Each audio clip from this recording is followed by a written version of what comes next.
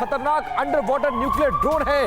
Poseidon 10,000 kilometre तक attack कर सकता है। ये हिरोशिमा पर गिरे न्यूक्लियर बम से भी ताकतवर है ये under water drone missile Poseidon.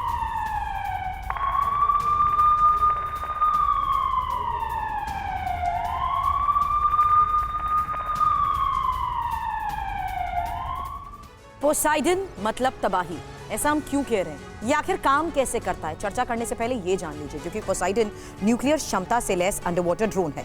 पानी के अंदर काम करने वाला ड्रोन है जिसका आकार भी काफी बड़ा है और ड्रोन और टॉर्बिडो का मिला जुला इसे रूप कह सकते हैं, जो ऑटोमेटिक है और किसी भी डिफेंस सिस्टम को तबाह करने की ये क्षमता रखता है। नौसेना बेस और समुद्री तट के पास के शहरों को कैसे निशाना बनाया जा सकता है, ये आज के हालात में एक बड़ा सवाल है। और ये कितना खतरनाक है ये भी जान लीजिए, क्योंकि जिस लिहाज से इसके खतरे को लेकर हम लगातार चर्चा कर रहे हैं, आज के इस हालात में इसके वजन देखिए 1 लाख किलो है, रेंज 10,000 किलोमीटर है, लंबाई इसकी 65 फीट है। अब ये रेंज जिस तरीके से पूरे एरिया को कवर करती है, रफ्तार इसकी 200 किलोमीटर प्रति घंटा है, इसे ट्रैक करना नामुमकिन है और धमाका होने पर 1500 फीट ऊंची लहरें उठती हैं, यानी ऐसी सुनामी जिसका तोड़ अभी तक किसी के पास नहीं है। अटैक परमाणु बम से हमला होता है और गहराई में जाने की क्षमता इसकी है 1 किलोमीटर। 2 मेगाटन क्षमता वाले न्यूक्लियर हथियारों से ये लैस हो सकता है। कितना घातक है? हिरोशिमा पर गिराए गए न्यूक्लियर बॉम्ब से 100 गुना ज्यादा पावरफुल है ये। इसीलिए युद्ध के 1 साल पूरे होने के बाद अगर पुतिन इस रणनीति पर बात करते हैं तो जाहिर सी बात है खतरा और ज्यादा बड़ा है।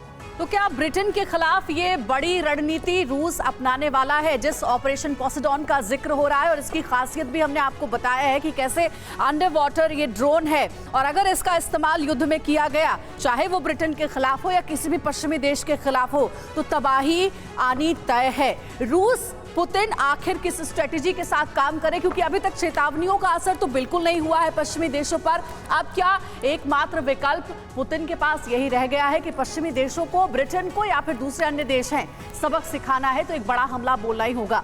आखिर क्यों रूस की ब्रिटेन को नेस्तनाबूद करना चाहता है? क्यों ब्रिटेन को न्यूक्लियर सुनामी से तबाह करना चाहता है रूस? आपको हम डिटेल में बताएंगे, बिग वॉल पर सारी इंफॉर्मेशन आपके सामने रखेंगे। देखिए, अमेरिका के बाद ब्रिटेन यूक्रेन का सबसे बड़ा मददगार है। ये वजह है कि पुतिन की नाराजगी है ब्रिटेन के साथ ही नाटो का बड़ा पार्टनर होने के नाते ब्रिटेन का यूक्रेन को फुल सपोर्ट भी हासिल है। ब्रिटेन ने यूक्रेन को चैलेंजर टैंक दिए हैं जिससे रूस चिढ़ा हुआ है। युद्ध के बाद रूस ब्रिटेन के राजनयिक रिश्ते गर्त में पहुंचे हैं। रूस और ब्रिटेन की अदावत कोल्ड वॉर के जमाने से चली आ रही है। तो हमने ये देखा भी कि जब ऋषि सुनक ब्रिटेन के प्रधानमंत्री बने, उस दौरान सबसे पहला काम उन्होंने यही किया कि ज़ेलेंस्की से बात की और आश्वस्त किया कि ब्रिटेन आपके साथ खड़ा है।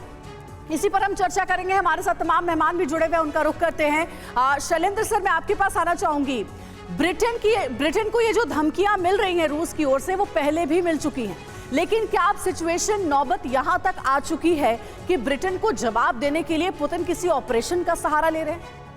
देखिए, बड़ी जिम्मेदारी से मैं ये कह सकता हूँ कि जहाँ तक न्यूक्लियर ऑप्शन की बात है, चाहे वो रशिया हो, चाहे ब्रिटेन हो, चाहे यूएस हो, ये option last of the last होगा अगर होगा।